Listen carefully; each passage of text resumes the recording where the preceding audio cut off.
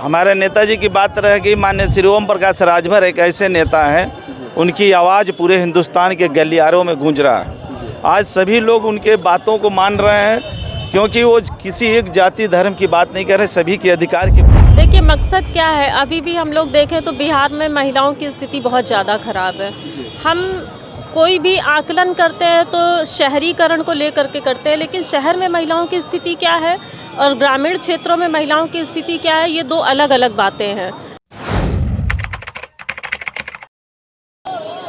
नमस्कार, इस वक्त हम लोग जो है बिहार में उपस्थित थे और बिहार के प्रदेश अध्यक्ष हमारे सामने है और ख़ास तौर से जो है आज बिहार के बारे में जानकारी लेंगे कि यहाँ जो है सुभाषपा का एक जिस तरह से एक देखा जाए तो काफ़ी यहाँ भी लोगों के अंदर एक बड़ी जो है सुभाषपा से जुड़ाव है और इन लोगों के अथक प्रयास से जो है आज बिहार में भी कहीं ना कहीं सुहेलदेव भारतीय समाज पार्टी का नाम रोशन है। सबसे पहले आपका भी न्यूज़ इंडिया और हम तक भारत में स्वागत है। सर, आपको भी बिहार के धरती से उदयनारायण राजभर के तरफ से, सुहेलदेव भारतीय समाज पार्टी की तरफ से आपको भाई बहुत बहुत बधाई हो, जो आप लोगों ने बिहार के धरती पर आज पधारे और हम सभी लोगों से भी आज रूबरू होने का मौका मिला जी। और क्या प्रयास रहा कि आज सुहेलदेव भारतीय समाज पार्टी का जो है बिहार में भी लोग ऐसे जुड़ते जा रहे हैं? देखिए, सुहेलदेव भारतीय समाज पार्टी की जहाँ तक सी बात है तो आज पूरे हिंदुस्तान के अंदर एक ऐसी पार्टी है जो यहाँ पर सबकी मान सम्मान, सबकी बराबरी का अधिकार दिया जाता है। इसीलिए दिन प्रतिदिन पूरे हिंदुस्तान के सभी राज्यों में सुहेलदेव भारतीय समाज पार्टी तेज़ी से फैलती जा रही है। और बिहार के अंदर जहाँ तक की बात है, हम लोगों ने 38 ज़िले में अपनी मिशन जो आपके 2024 को लेकर तेज़ी से चला रहे हैं और 2024 में आपको बिहार के धरती पर सुहेलदेव भारतीय समाज पार्टी का परिणाम भी दिखाई देगा। तो क्या लगता है कि ओम प्रकाश राजभर भी यहाँ कई बार अपना रैली कर चुके हैं और उनके जो है हर जगह पे ऐसा जो है महारैली का आयोजन चल रहा है, आप लोग उनके जो है मुकाम को कहाँ तक लेकर जाना चाहते हैं? देखिए, हमारे नेताजी की बात रहेगी। माननीय श्री ओम प्रकाश राजभर एक ऐसे नेता हैं, उनकी आवाज़ पूरे हिंदुस्तान के गलियारों में गूंज रहा है। आज सभी लोग उनके बातों को मान रहे हैं, क्योंकि वो किसी एक जाति धर्म की बात नहीं कर रहे, सभी के अधिकार की बात कर रहे हैं। इसी को लेकर बिहार के धरती पर आज हम लोग तमाम जो है नेता हमारे अलग अलग ज़िले में, जो अभी 15 तारीख को देखेंगे बक्सर ज़िला में ही कार्यक्रम है और 16 तारीख को पूर्णिया में है, उसके बाद 26 तारीख को आपको सासाराम रोहतास ज़िला में है, उसके बाद 20 मार्च को जो 18 मार्च को आपको जो है पश्चिमी चंपारण में है। लगातार बिहार के अंदर कार्यक्रम है और कार्यक्रम को हम लोग परिणाम के रूप में देखना चाहते हैं और हमारे नेताजी का आशीर्वाद रहा तो 2024 में बिहार के धरती पर आपको रिजल्ट दिखाई देगा।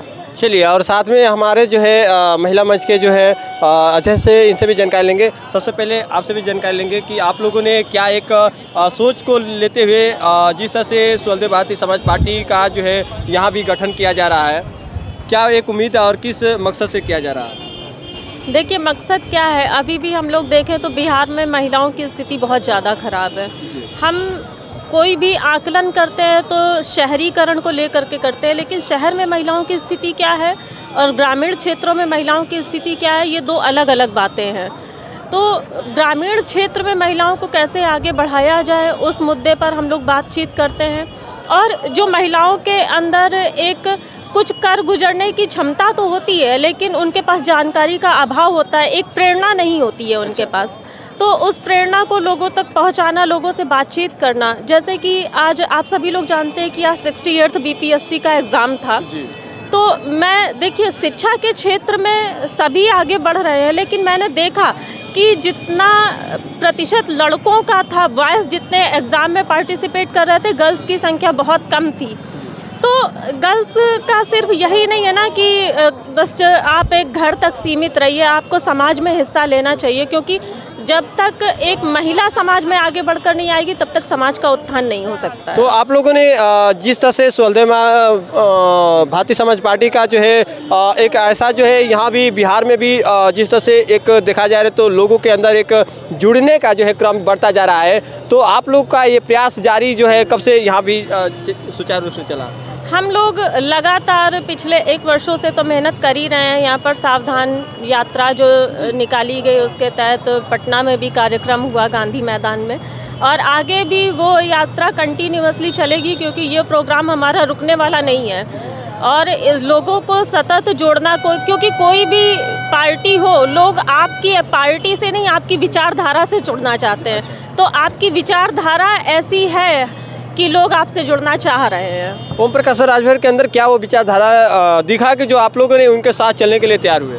देखिए, सबसे पहली बात तो ये है कि वो बहुत खुले विचारों से बोलते हैं। एक होता है ना कि राजनीतिक पार्टी में बहुत से लोग ऐसे होते हैं जो बोलना नहीं चाहते हैं, मतलब चुपचाप अपना काम कर रहे हैं। लेकिन जब तक हम विरोध नहीं करेंगे तब तक हम आगे कैसे बढ़ेंगे? गलत नीतियों का, गलत चीज़ों का विरोध तो हमें करना ही चाहिए। अगर हम नहीं कर रहे हैं तो जाहिर सी बात है, क्योंकि जो समाज पीछे हैं आज तक, तो जाहिर सी बात है कि उनके जो भी नेता आगे गए हैं उन्होंने विरोध नहीं किया।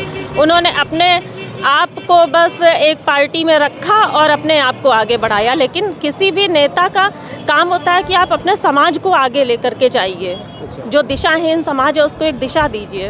तो इन्हीं सब चीज़ों को देखते हुए लोग उनके साथ जुड़ रहे हैं। कुछ लोग ऐसे भी हैं कि जो बीच बीच में ऐसा भी होता है कि अपने में अटकलें कुछ पैदा करते हैं और पार्टियों में दिखाया जाता है, तो कुछ विपक्षी लोग जो है तमाम टिप्पणियाँ भी करते हैं।